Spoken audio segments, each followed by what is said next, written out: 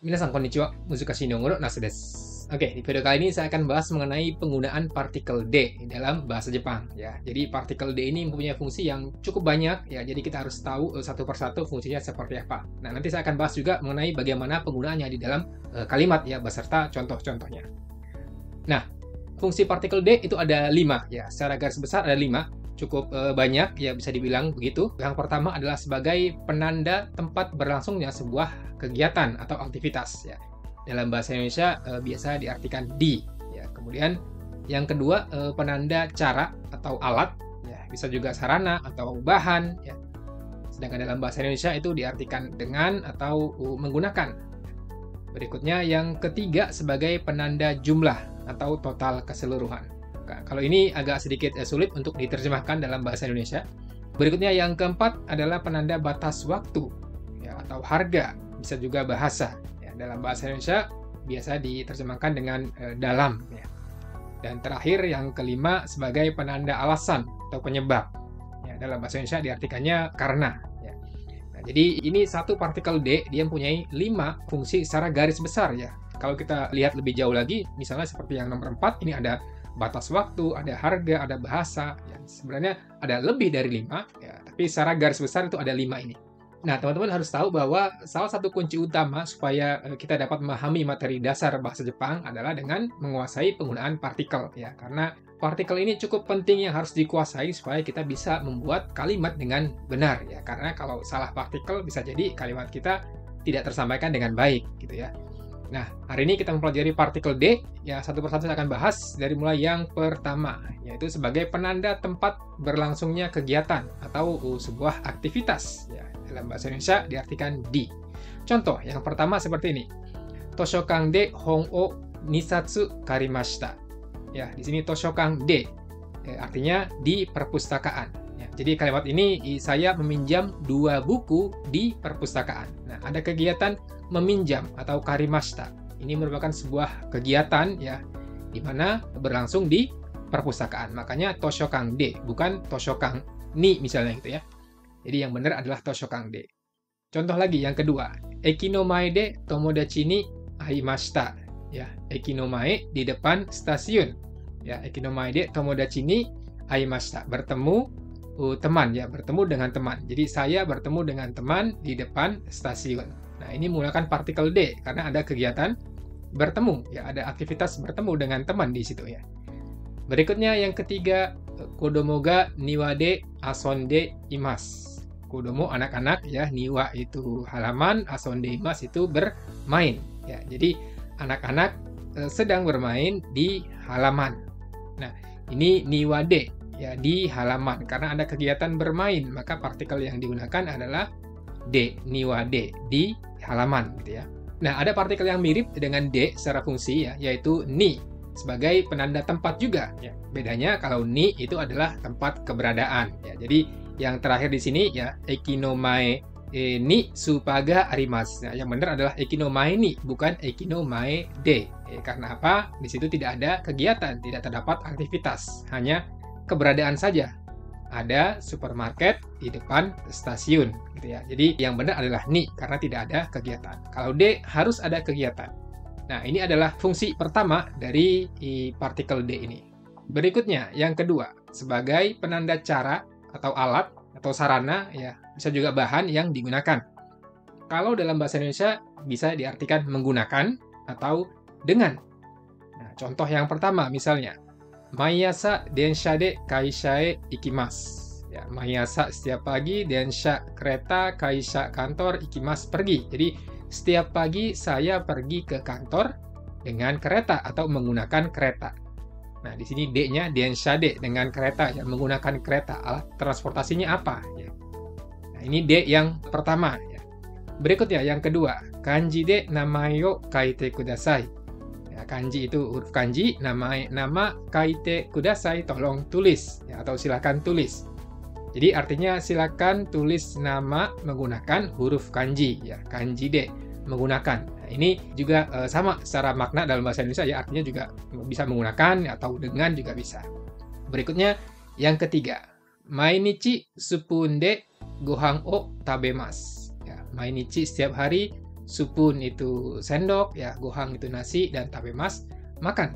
Jadi setiap hari saya makan menggunakan sendok. Ya, jadi supun de ini menggunakan sendok. Di sini bukan alat transportasi tapi alat yang digunakan untuk makan ini apa gitu ya. Oke, jadi itu yang ketiga. Berikutnya yang keempat. Niku to yasai de ryo tsukurimasu. Niku itu daging, yasai itu sayuran, ryori itu masakan, tsukurimasu membuat. Ya, jadi artinya saya memasak menggunakan daging dan sayuran. Ya, niku to yasai de. Ini bahan yang digunakan ya. Niku to yasai de ryo tsukurimasu. Membuat masakan menggunakan daging dan sayuran. Berikutnya, fungsi yang ketiga sebagai penanda jumlah atau total keseluruhan ya.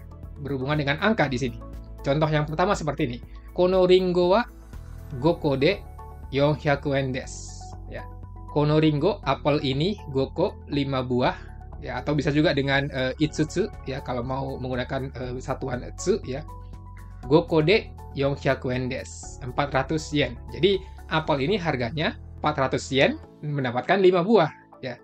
Nah, jadi hanya dengan bayar 400 yen kita mendapatkan 5 buah apel ya. Jadi kono ringo wa goko de 400 yen desu. 5 buah apel harganya 400 yen.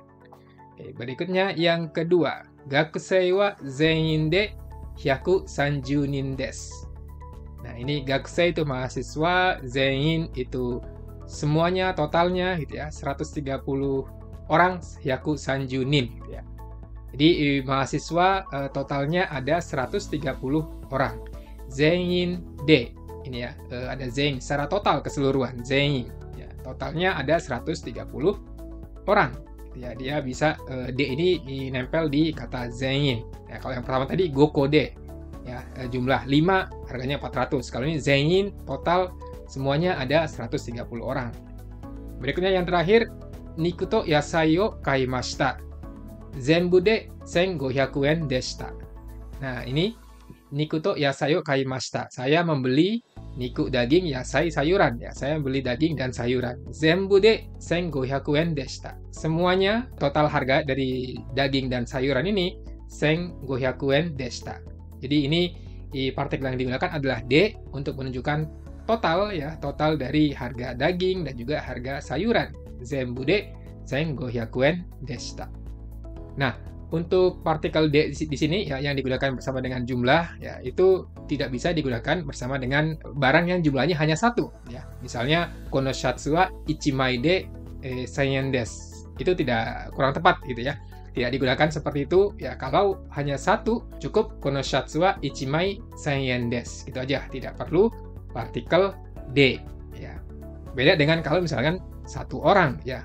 Mungkin teman-teman pernah belajar hitori de, itu kan juga partikel D ya, hitori satu orang ya. Ini beda ya, kalau benda itu tidak perlu pakai D ya, sedangkan kalau orang hitori de ya bisa kita gunakan hitori de ikimasu misalnya, saya pergi sendiri. Jadi seperti itu untuk fungsi yang ketiga dari partikel D. Oke, berikutnya fungsi yang keempat adalah sebagai penanda batas waktu, harga atau bahasa ya. Kalau dalam bahasa Indonesia bisa diartikan dalam atau dengan juga ya, mirip seperti sebelumnya ya. Nah, contoh yang pertama, ato 10 分で着きます. Nah, kata 着きますini artinya tiba ya. Jadi, saya akan tiba dalam waktu 10 menit. 10 分で. Jadi, dalam waktu 10 menit. Dalam 10 menit gitu ya, akan tiba. 10 分ini kan batas waktu ya. Berikutnya yang kedua juga sama. 1日で宿題をやります. Saya akan mengerjakan PR dalam satu hari ya. Dalam waktu satu hari saya akan mengerjakan PR. Ya, jadi ichinichi ini batasan waktunya ya, dalam satu hari. Berikutnya yang ketiga, 3 nen de sotsugyo dekiru daigaku wa arimasu ka? 3 nen de ya, dalam 3 tahun ya. Sotsugyo dekiru daigaku wa arimasu ka? Apakah ada universitas yang bisa lulus dalam 3 tahun gitu ya artinya ya. 3 nen de dalam batas waktu 3 tahun. Ya, itu fungsi partikel D ya.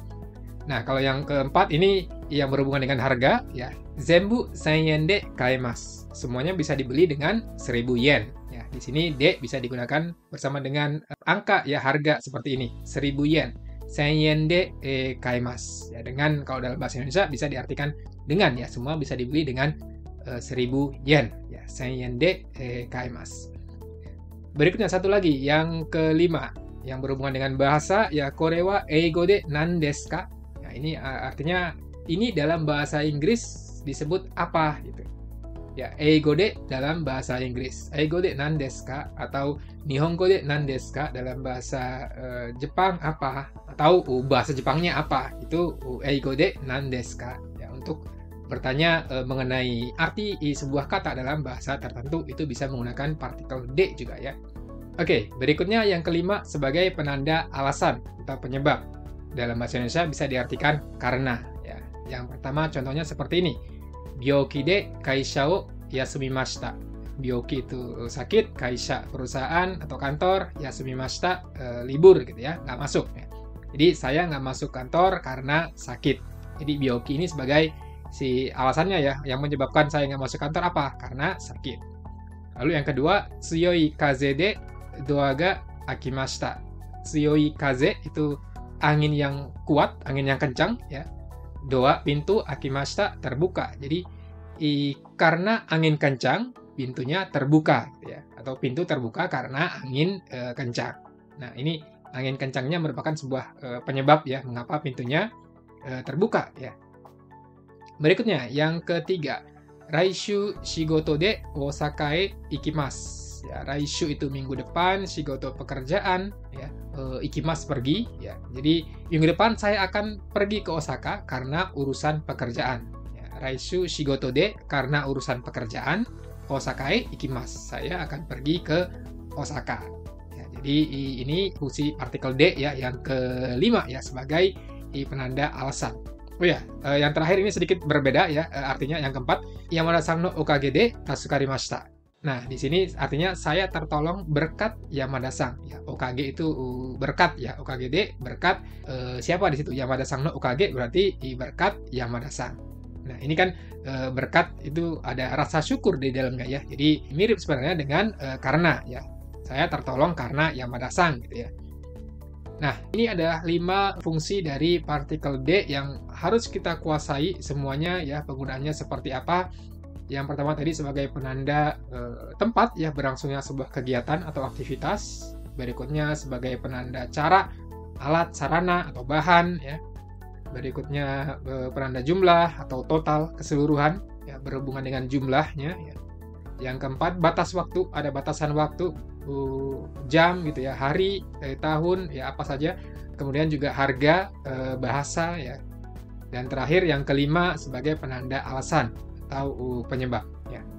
Nah, kalau teman-teman ingin mempelajari partikel lainnya, saya juga sebelumnya pernah membahas mengenai 8 partikel dasar ya dalam bahasa Jepang. Di situ salah satunya ada partikel D, tapi saya tidak bahas secara detail seperti ini. Ya, tapi selain D, ada juga partikel wa, ga, o, ni, ya, kemudian to, ya, ka. Ya, kalau teman-teman masih baru belajar, kalian bisa cek videonya melalui link di deskripsi di bawah. Ya. Oke, baik. Terima kasih buat teman-teman yang udah nonton dari awal sampai akhir. Kalau kalian suka dengan konten seperti ini, jangan lupa untuk subscribe. Buat yang belum, kemudian klik like dan share juga ke teman-teman kalian. Kita ketemu lagi di video-video berikutnya. Sampai jumpa. Mata.